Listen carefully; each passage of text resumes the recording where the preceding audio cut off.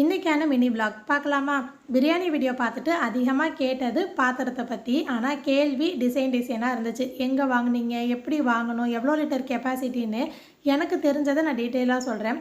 பாத்திரம் வாங்க போகும்போது ஒன்று அந்த பாத்திரத்தை தூக்கி பார்க்கணும் எவ்வளோ கனமாக இருக்குன்னு. அப்படி இல்லைன்னா ஓரத்தில் அந்த வரம்பு இருக்கு இல்லையா, இது எந்த அளவு திக்னஸ் இருக்கோ அந்த அளவு பாத்திரம் கனமாக இருக்கும், சாப்பாடு அடிப்பிடிக்காது. அதே மாதிரி தான் மூடியும் கவனமாக பார்த்து வாங்கணும். எனக்கு இதோட செட்டாக வந்தது தான்.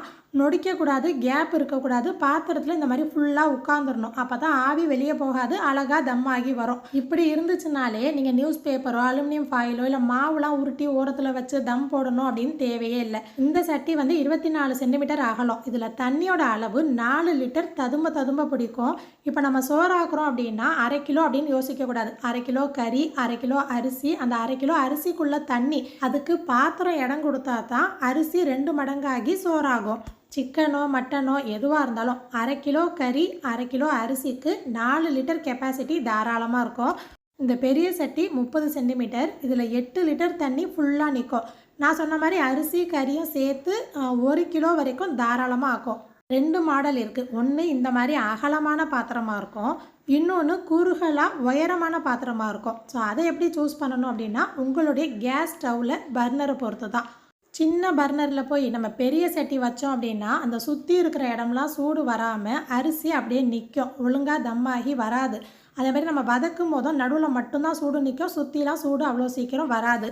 அப்போது நீங்கள் ஒடுக்கமான பாத்திரமாக உயரமாக இருக்கும் இல்லையா, அந்த மாதிரி வாங்கிக்கலாம்.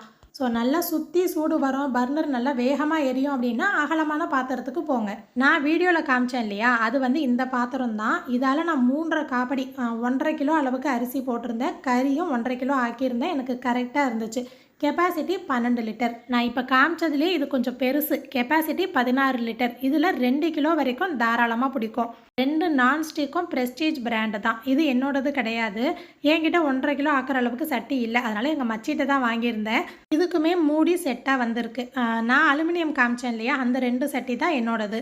நான்ஸ்டிக் பொறுத்த வரைக்கும் மெயின்டெனன்ஸ் இருக்குது. நம்ம வதக்கும் போது தாளிக்கும் போது மரக்கரண்டி இல்லைனா அதுக்குன்னு ஒரு பிளாஸ்டிக் கொடுப்பாங்க இல்லையா, அந்த மாதிரி தான் யூஸ் பண்ண முடியும்.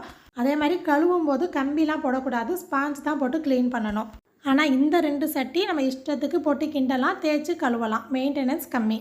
நான்ஸ்டிக் எனக்கு ரேட்டு தெரியல, எங்கள் மச்சி வாங்கினது. இந்த சின்ன சட்டி வந்து 1100 கிட்ட, பெருசு 2200 கிட்ட. ஆனால் இது எல்லாமே திருச்சி மங்கலில் வாங்கினது.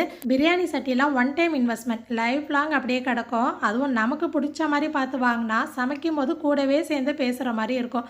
இந்த இன்ஃபர்மேஷன் வச்சு உங்களுக்கு பிடிச்ச மாதிரி பார்த்து வாங்கிக்கோங்க. இந்த ஷார்ட்ஸ் ஃபுல்லாக பார்த்தவங்களுக்கு தேங்க்யூ.